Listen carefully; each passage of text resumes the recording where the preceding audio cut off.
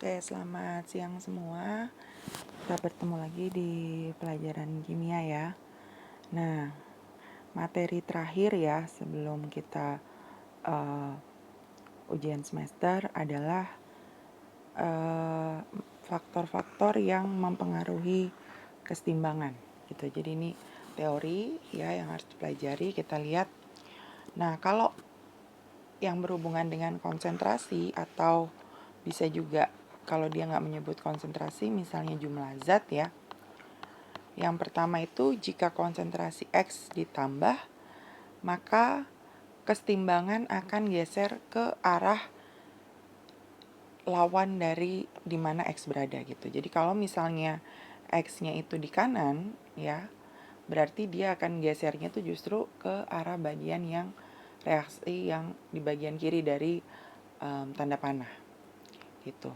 Nah, sebaliknya berarti kalau konsentrasi X itu kita kurangi ya, atau jumlah X-nya kita kurangi, maka nilai K akan geser ke arah X itu sendiri. Jadi kalau misalnya justru si X-nya itu kita kurangi jumlahnya ya, maka gesernya ke arah si X itu sendiri gitu. Nah, kalau kita berbicara masalah suhu, yang berhubungan dengan suhu adalah kita udah belajar termokimia kan, adalah delta H-nya. Nah, jadi harus dicek dulu delta H-nya kalau mengenai suhu. Kalau delta H-nya positif, suhunya dinaikkan, maka K-nya itu selalu bergeser ke arah kanan tanda panah pada reaksi. Sebaliknya, kalau jika delta H-nya itu nilainya negatif, kalau suhunya dinaikkan, nilai kesetimbangannya selalu gesernya ke arah kiri gitu ya. Nah, kalau tekanan dan volume itu sama-sama dia hubungannya dengan jumlah koefisien reaksi. Jadi kita harus menghitung jumlah koefisien reaksi yang ada di kanan tanda panah dan juga di kiri tanda panah. Tapi kalau misalnya yang pertama, kalau tekanan ya, jika tekanannya ditambah, justru K-nya gesernya ke koefisien yang lebih kecil.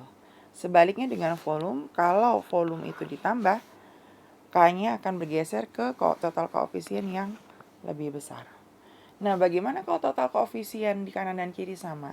Berarti kalau total koefisien di kanan dan kiri sama, berarti penambahan tekanan, pengurangan tekanan, atau penambahan volume dan pengurangan volume tidak berpengaruh.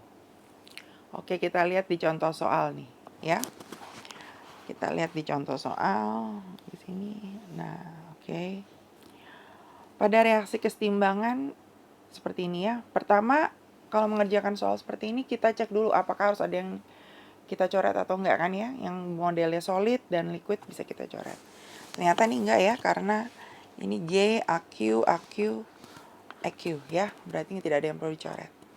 Nah, dia bilang ditambah HC2, H3O2. Berarti yang ini ditambah. Ini artinya konsentrasinya ditambah. Nah, ini kan ada di kiri si HC2, H2O2-nya. Ya kan? Dia kan ada di kiri, berarti kalau dia di kiri dan dia ditambah, justru akan ke lawannya.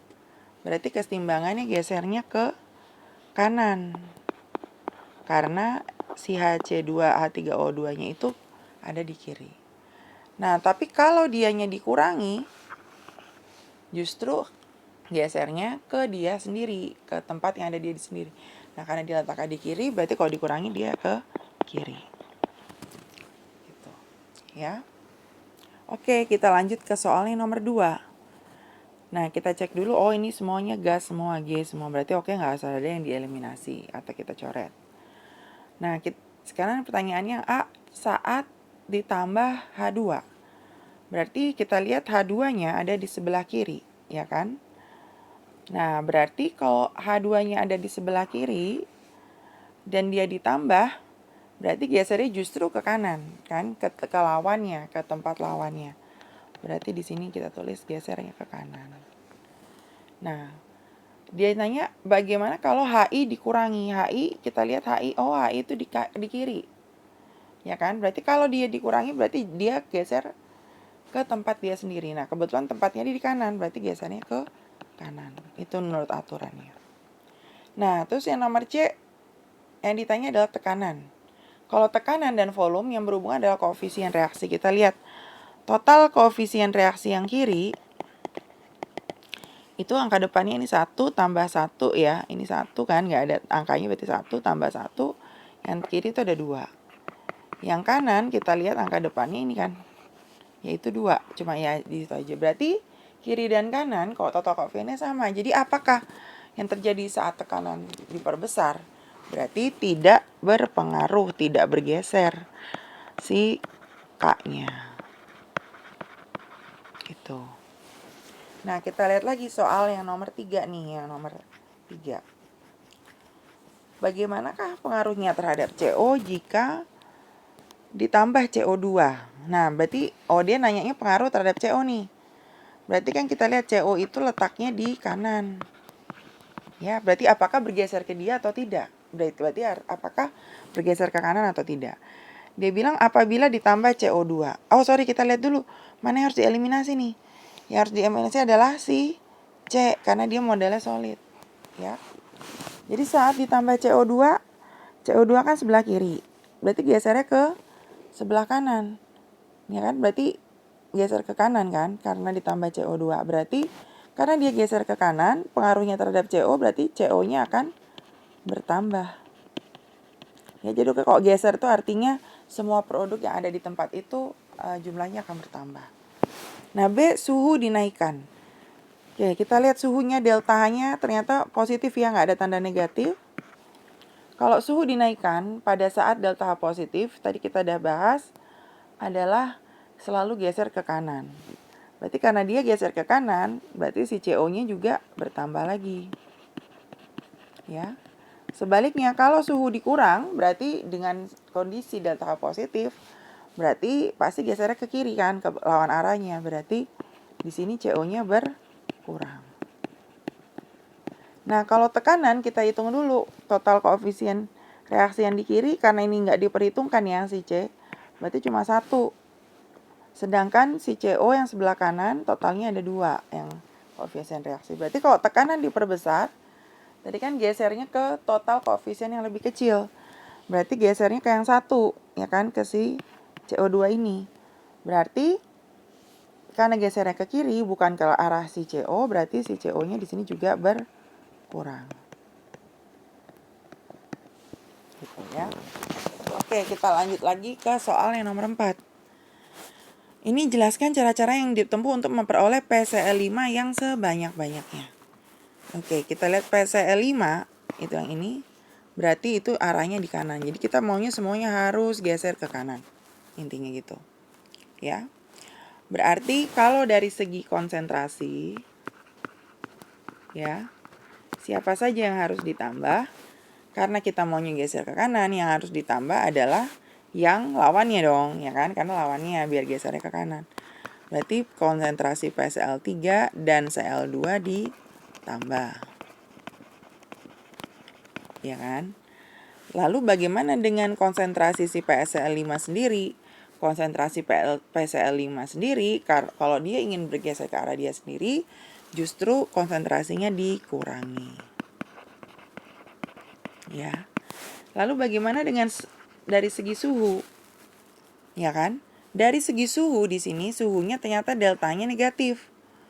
Ya kan, delta negatif tadi kan rule-nya kalau suhu dinaikkan justru dia gesernya ke kiri. Ya kan? Nah, tapi berarti kalau kita pengennya geser ke kanan, berarti suhunya harus diturunkan. Ya. Nah, kita hitung koefisien reaksinya. Kalau di kiri ini angka depan 1 tambah 1 berarti 2. Sedangkan yang kanan cuma ada 1 berarti 1. Ya kan? Nah, kita lihat dari segi tekanan bagaimana? Kan tekanan itu gesernya selalu ke koefisien lebih kecil. Ya kan, kalau dia ditambah. Nah, berarti PCl5 kan justru di tempat yang koefisiennya kecil yaitu kanan. Berarti tekanannya di sini adalah ditambah. Nah, tekanan itu selalu berbanding terbalik dengan volume. Kalau tekanan ditambah, berarti volumenya dikurangi. Sudah ya, jadi sudah kita bisa dapat 4 cara supaya si PCl5 dia lebih banyak gitu. Oke. Oke ya, nah ini adalah latihan tentang keseimbangan kimia. Nanti ada soal latihannya ya. Jadi untuk PAS kimia ada 2 bab. Yang pertama bab laju reaksi, terus yang kedua adalah bab keseimbangan kimia. Nanti soalnya bentuknya pilihan ganda, tapi untuk soal-soal yang harus dihitung harus ditulis caranya. Dan nanti Miss bagikan ya yang sudah kita pelajari, dan kalian bisa belajar juga di YouTube seperti biasa. Oke. Jangan lupa tugas-tugas yang belum dikumpulkan silahkan segera dikumpulkan supaya nilainya full ya nanti saat pembagian rapot. Oke. Sampai di sini dulu pembahasan kita hari ini. Selamat siang semua.